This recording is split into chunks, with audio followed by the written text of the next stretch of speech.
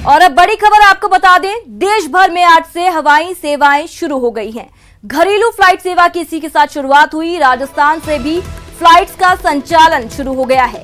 यात्रियों को face cover लगाना होगा। यात्रियों को सोशल डिस्टेंसिंग का भी पूरा पालन करना होगा। तो एक लंबे वक्त के बाद डोमेस्टिक फ्लाइट सेवाएं शुरू हो गई हैं और राजस्थान से भी फ्लाइट्स का संचालन शुरू हो चुका है। इस दौरान यात्रियों को कुछ प्रोटोकॉल्स का पालन करना होगा, कुछ नियमों का पालन करना होगा। यात्रियों को फेस कवर लगाना होगा, सोशल डिस्टेंसिंग का भी पूरा पालन करना होगा। मोबाइल में आरोग्य सेतु ऐप डाउनलोड करना होगा। एयरपोर्ट पर यात्रियों की थर्मल स्क्रीनिंग होगी। तो वहीं आरोग्य सेतु ऐप कंपलसरी किया गया है, आपके फोन में वो होना चाहिए। तो वहीं यात्रियों के लिए जो गाइडलाइंस है वो आपको बता दें। यात्रियों को फेस कवर लगाना होगा। एयरपोर्ट में एंट्री से पहले खुद को सैनिटाइज करना होगा। मोबाइल में आरोग्य सेतु ऐप डाउनलोड रखनी होगी। एयरपोर्ट पर यात्रियों की थर्मल स्कैनिंग होगी। तो वहीं आरोग्य सेतु ऐप से एयरपोर्ट में एंट्री मिलेगी। सोशल डिस्टेंसिंग का भी पालन करना होगा। फ्लाइट से 2 घंटे पहले एयरपोर्ट पर पहुंचना होगा। एंट्री पॉइंट पर टिकट, बोर्डिंग पास, पहचान पत्र भी दिखाना होगा। तो राजस्थान से भी फ्लाइट्स का संचालन शुरू हो गया है। जिन यात्रियों की ताजा रिपोर्ट नेगेटिव है उन्हें क्वारंटीन से छूट मिलेगी। आज से देश में घरेलू हवाई यात्रा शुरू हो रही है, जिसको लेकर सरकार ने गाइडलाइन जारी की है। वो भी आपको बता देते हैं। गाइडलाइन के मुताबिक दूसरे राज्यों से आने वाले यात्रियों को 14 दिन तक होम क्वारंटीन में रहना होगा। सरकार ने उन यात्रियों को थोड़ी छूट दी है जो किसी काम से 7 दिन तक के लिए कहीं आ जा रहे हैं। वहीं जिन यात्रियों की ताजा कोरोना रिपोर्ट नेगेटिव है उन्हें क्वारंटीन से छूट दी गई। तो वहीं एयरलाइंस कंपनियों को यात्रियों को डिटेल सरकार को पहले ही देनी होगी। तो वहीं सरकार को यात्रियों की सूचना के लिए एयरपोर्ट पर नोडल ऑफिसर भी नियुक्त करना होगा। एयरपोर्ट्स पर मेडिकल टीम सभी यात्रियों का हेल्थ चेकअप करेंगी। सभी यात्रियों का ब्यौरा जिला प्रशासन को रखना होगा। तो राजस्थान में बाहर से आने वालों को क्वारंटीन से किसी तरह की छूट नहीं मिलेगी। दूसरे राज्यों से आने वाले यात्रियों को क्वारंटीन में रहना होगा। फ्लाइट या ट्रेन से आने वाले यात्रियों को कोरोना रिपोर्ट नेगेटिव आने तक क्वारंटीन में रहना होगा। सीएम गहलोत ने कोरोना कोर ग्रुप की समीक्षा बैठक में इसका फैसला किया। समीक्षा बैठक में सीएम ने कहा कि सरकार आने वाले समय में नियमित फ्लाइट और ट्रेन के चलने से होने वाले संभावित संक्रमण को लेकर सतर्क है। राजस्थान में आने वाले समय में भी क्वारंटीन सहित स्वास्थ्य संबंधी सभी प्रोटोकॉल की सख्ती से पालन किया जाएगा। और तमाम खबरों से जुड़े अपडेट लेने के लिए हमारे साथ हमारे सहयोगी आसिफ फोन लाइन पर मौजूद है। आसिफ, एक लंबे वक्त बाद डोमेस्टिक फ्लाइट्स का संचालन शुरू हुआ। अगर हम आपसे जानना चाहें जयपुर एयरपोर्ट की क्या कुछ तस्वीरें? जयाकृति, ये ठीक 2 महीने बाद जब से लॉकडाउन बढ़ता जा रहा है तब से ये केंद्र सरकार ने फैसला किया था कि डोमेस्टिक फ्लाइट्स, इंटरनेशनल फ्लाइट्स और रेलवे को पूरी तरीके से बंद रखा जाएगा। इससे संक्रमण का खतरा काफी कम हुआ है और सरकार को अपने स्ट्रेटेजी के मुताबिक काफी हद तक इसमें कामयाबी भी मिली है। लेकिन ठीक 2 महीने के बाद में अब डोमेस्टिक फ्लाइट को इसकी इजाजत दे दी गई है। डोमेस्टिक फ्लाइट अब पूरे शहर के अंदर इंटरनेशनल फ्लाइट को छोड़कर उड़ानें भरनी शुरू हो चुकी है। आज जयपुर से सुबह 6 बजे के करीब पहली उड़ान जो है वो निकली है। लेकिन जो कोविड-19 से पहले की यात्राएं हुआ करती थी, हवाई यात्राएं, और जो कोविड-19 के बाद की यात्राएं, इसमें काफी कुछ बदला है। इसमें यात्री अव्वल तो एयरपोर्ट पे समय पे पहुंचेगा, उसको गाइडलाइंस का पालन करना होगा, वो सोशल डिस्टेंसिंग के साथ जाएगा, मास्क लगाकर उसको यात्रा करनी होगी, अपने साथ सैनिटाइजर लेकर वो जाएगा। इन तमाम एहतियातों का पालन करते हुए उसे अपनी यात्रा करनी होगी। और इसके साथ साथ ये बड़ी चुनौती जयपुर एयरपोर्ट या किसी भी डोमेस्टिक एयरपोर्ट अथॉरिटी के सामने है, वहां पर मौजूद सीआईएसएफ के सामने है कि इन यात्रियों को किस तरीके से कोविड-19 की गाइडलाइंस का पालन करवाते हुए इनको यात्रा करवाई जाए। फिलहाल कोविड-19 के बाद की जो यात्राएं हैं, डोमेस्टिक यात्राएं, उनमें ये भी बदलाव आया है कि जो जयपुर से पहले 60 या 70 उड़ानें हुआ करती थी वो महज 16 शहरों के लिए सिमट कर रह गई है। यानी कि ये कहा जाए कि अभी महज 20 से 30% यात्रा ही शुरू की गई है। अगर इनके नतीजे सकारात्मक आते हैं 4 से 5 या 7 दिन के अंदर, तो फिर आने वाले समय के अंदर जयपुर से जो 60 के करीब फ्लाइट नियमित रूप से उड़ान भरती थी उनको एक बार फिर से शुरू किया जाएगा। जी बिल्कुल आसिफ, तमाम जानकारी के लिए आपका शुक्रिया।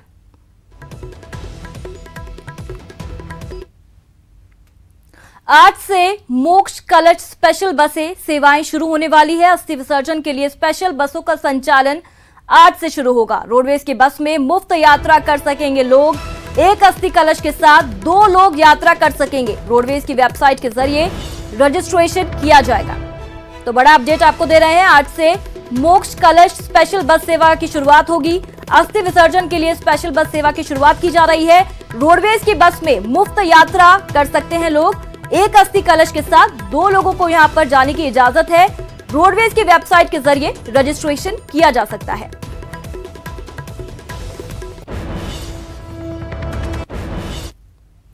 गहलोत सरकार ने खाद्य सुरक्षा से वंचित और लॉकडाउन में रोजगार ठप होने से परेशान लोगों को मुफ्त गेहूं देने के लिए सर्वे शुरू कर दिया है। इसके तहत प्रवासी मजदूरों, स्ट्रीट वेंडर्स, स्वरोजगार करने वालों को फ्री में गेहूं बांटा जाएगा। जरूरतमंदों को सरकार की ओर से एक बार इसका फायदा मिल सकेगा। तो फ्री में गेहूं लेने के लिए ई मित्र पर आवेदन कर सकते हैं। शहरी क्षेत्रों में बीएलओ के जरिए आवेदन होगा, तो वहीं गांवों में पंचायत कोर ग्रुप के जरिए आवेदन किया जा सकता है।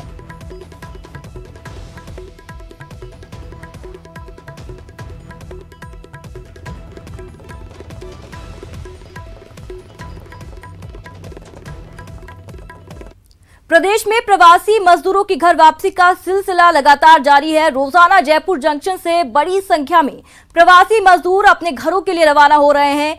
हम आपको जयपुर जंक्शन पर प्रवासी मजदूरों की 3 तस्वीरें दिखा रहे हैं।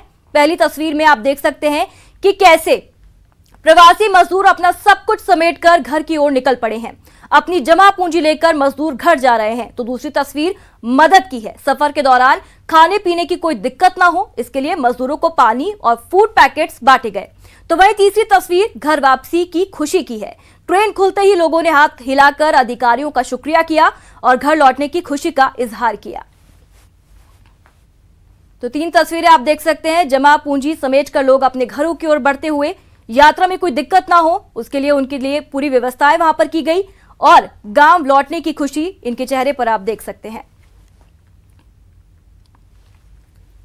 और यहां रुकेंगे एक छोटे से ब्रेक के लिए। ब्रेक के बाद लौटेंगे और आपको बताएंगे कोरोना पर update.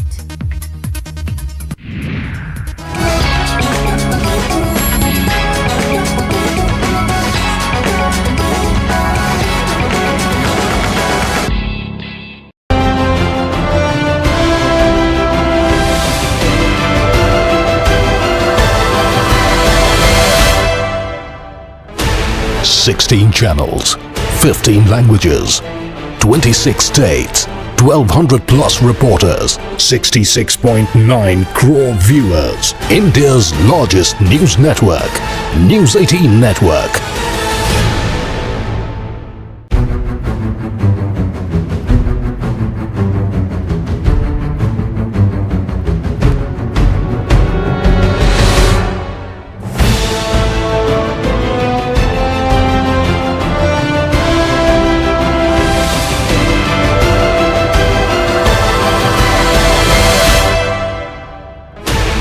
Sixteen channels, 15 languages, 26 states, 1,200 plus reporters, 66.9 crore viewers. India's largest news network, News 18 Network.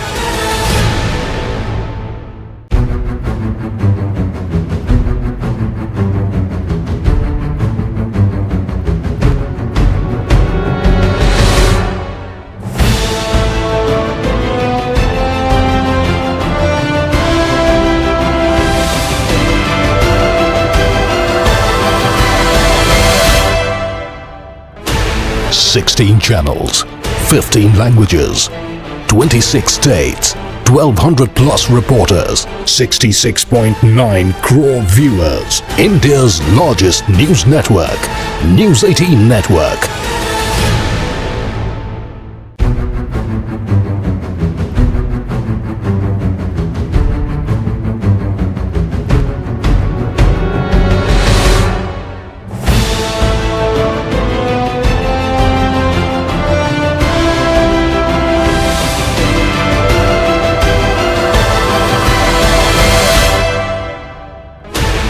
16 channels, 15 languages, 26 states, 1200 plus reporters, 66.9 crore viewers. India's largest news network, News 18 Network.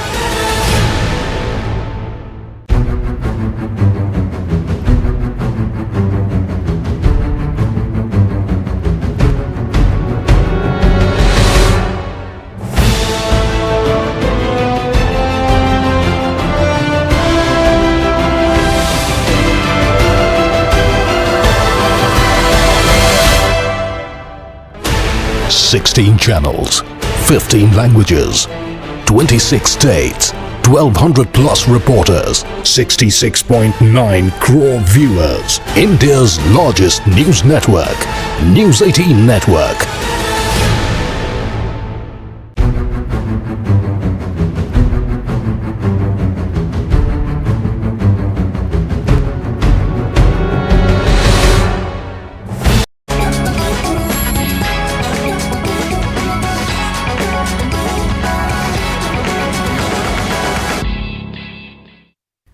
Break के बाद एक बार फिर से आप सभी का स्वागत है और चलिए अब आपको बताते हैं राजस्थान में कोरोना को लेकर क्या कुछ अपडेट है।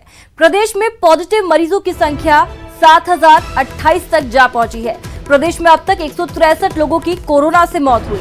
24 घंटे में 286 नए केस अब तक सामने आए हैं। इलाज के बाद 3413 लोगों को डिस्चार्ज किया गया, तो वहीं प्रदेश में कुल 3017 एक्टिव केस हैं। तो कोरोना में क्या कुछ स्टेटस है वो आपको बता रहे हैं। प्रदेश में पॉजिटिव मरीजों की संख्या 7028, एक्टिव केस 3017, तो वहीं 3413 वो लोग जो ठीक होकर स्वस्थ होकर अपने घरों पर लौट चुके हैं, तो वहीं 163 लोगों की कोरोना संक्रमण के चलते अब तक मौत हुई। तो चलिए मैप के जरिए आपको दिखाते हैं कहां पर क्या कुछ है। जयपुर में अगर हम बात कर लें तो 1815 केसेस, जोधपुर में 1285, उदयपुर में 480, तो वहीं कोटा में 389 केसेस अब तक सामने आए हैं। डूंगरपुर में 318, तो वहीं अजमेर की अगर बात कर लें तो 307, नागौर में 343, तो वहीं अगर पाली की बात कर लें तो 287, चित्तौड़गढ़ में 170 और टोंक में 159 कोरोना केस अब तक सामने आए।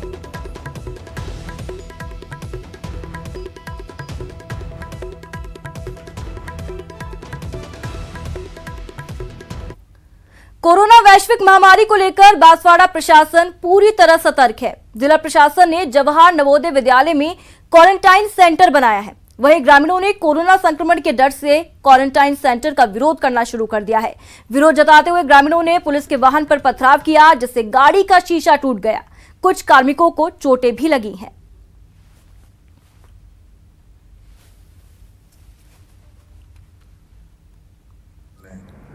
ये समझा कि कोरोना के मरीजों को लाके यहाँ रखेंगे तो हमारे ऊपर भी कोरोना फैलेगा। इस गलतफहमी में कांटे लगा दिए आड़े और गाड़ियों पर पथराव किया और जिससे गाड़ियों के शीशे फूट गए, लोगों को भी चोटें आई हैं। वगैरह सूचना पर मौके पर पहुंचे। मौके पर पहुंच कुछ लोगों को हिरासत में लिया गया है। तो आगे बढ़ते हैं और बताते हैं कि जयपुर में टिड्डियों का बड़ा हमला हुआ है। जयपुर शहर के पास स्थित सरनाचौड़ और सांचोता गांव में बड़े स्तर पर टिड्डियों ने हमला बोला। टिड्डियों ने फसलों को बड़े स्तर पर नुकसान पहुंचाया है। टिड्डियों के हमले से किसानों के चेहरों के रंग उड़ गए हैं। टिड्डी हमले का जायजा लिया हमारे संवाददाता दिनेश शर्मा ने। राजधानी जयपुर में भी अब अपनी दस्तक दे दी है। न केवल जयपुर के आसपास के गांवों में टिड्डियां बड़ी तादाद में पहुंची है, बल्कि इसके साथ ही जयपुर शहर में भी जो है कुछ इलाकों में टिड्डियां मौजूद हैं। ये घूमते हुए रेनवाल से जयपुर जिले में प्रवेश किया और उसके बाद में सरना डूंगर होते हुए कुछ शहर में विद्याधर नगर के अंदर घुसा। ये जो नाडीवाला फाटक वहां घुसा और कुछ ये चल करके ये सरनाचौड़ और सांचोती पंचायत के अंदर इसने डेरा जमाया है।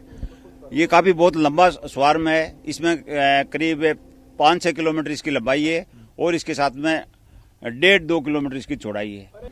ये 500 मीटर की चौड़ाई और करीबन ये 6-7 किलोमीटर ये लंबा पार्ट है। ये जो जिस तरीके से तूफान की तरफ से ये टिड्डी दल आया, यहाँ तो किसानों ने पहली बार ये टिड्डी का ये प्रकोप जो आज आपदा जो हुआ, ये पहली बार हुआ है। मैंने कृषि अधिकारियों तक सूचना की, कंट्रोल रूम जिला कलेक्टर साहब के वहाँ पे किया तुरंत प्रभाव से यहाँ पे दौड़ते हुए सारे अधिकारी अपने वाहन द्वारा पहुंचे।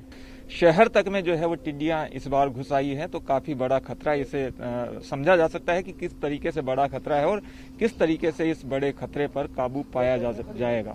कैमरामैन दिलीप चेची के साथ दिनेश शर्मा, न्यूज 18 जयपुर। और इसी खबर पर ज्यादा जानकारी के लिए हमारे साथ सीधा जुड़ चुके हैं हमारे सहयोगी दिनेश शर्मा। दिनेश, रात भर भी टिड्डियों के खिलाफ ऑपरेशन चलाया गया, उस बारे में बताइए।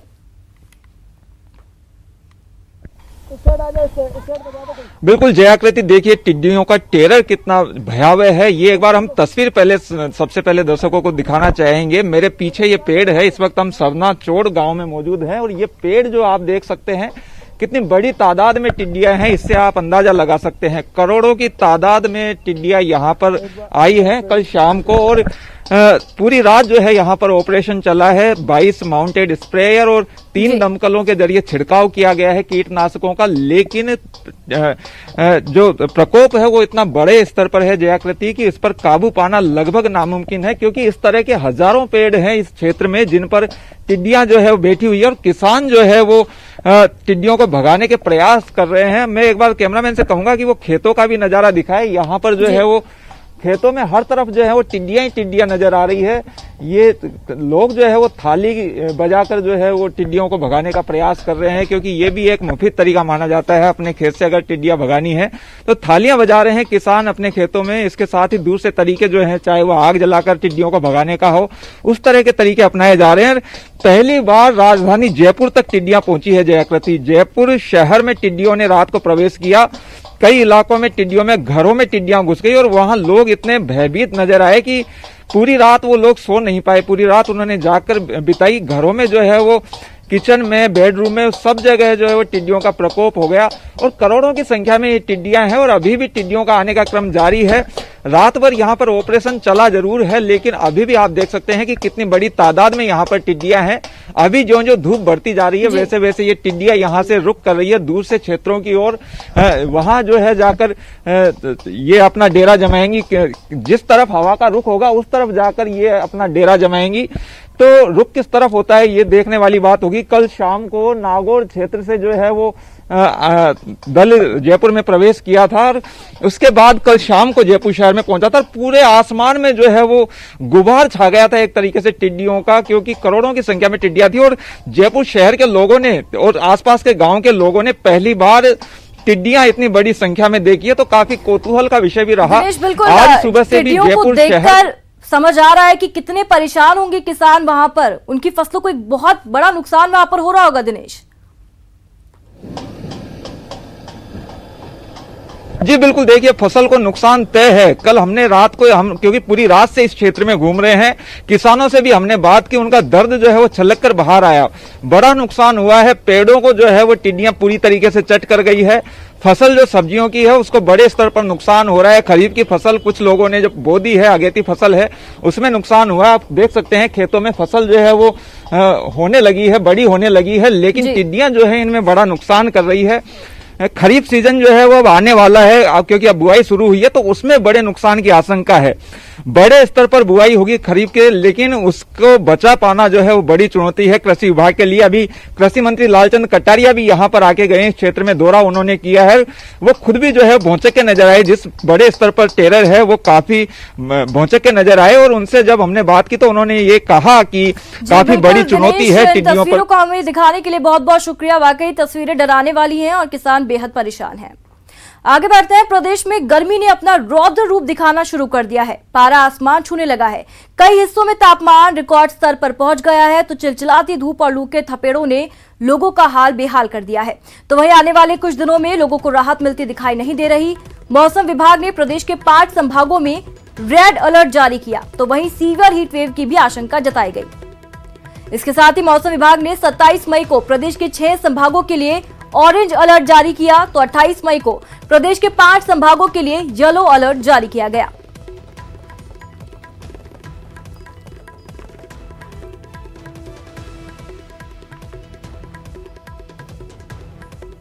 तो प्रदेश में सीवियर हीट वेव की चेतावनी दी गई है। मरुधरा एक तरह से तप रही है। यहां पर अभी से ही गर्मी ने प्रचंड रूप दिखाना शुरू कर दिया है।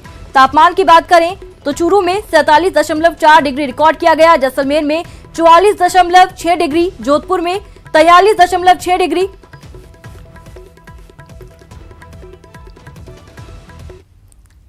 देश भर में ईद मनाई जा रही है। लॉकडाउन होने की वजह से लोग घरों में रहकर ईद मना रहे हैं। आपकी टीवी स्क्रीन पर ईद की 2 तस्वीरें हैं।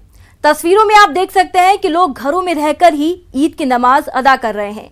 दूसरी तस्वीर जयपुर की है, जहां लॉकडाउन का पालन करते हुए केवल 5 लोगों ने ईद की नमाज अदा की और सोशल डिस्टेंसिंग का भी पूरा पालन किया और अपील भी की। तो सीएम अशोक गहलोत ने प्रदेश की जनता को ईद की शुभकामनाएं दी हैं। उन्होंने ट्विटर पर लिखा कि ईद उल फितर पर मुबारकबाद। ईद का ये त्योहार रोजेदारों के लिए खुशियों का पैगाम लेकर आता है। ईद आपसी भेदभाव मिटाकर मजलूमों, बेसहारा, जरूरतमंद लोगों की मदद करने और इंसानियत एवं भाईचारा कायम रखने की सीख देता है। इस मुबारक मौके पर देश प्रदेश में अमन, चैन एवं खुशहाली के लिए दुआ करें।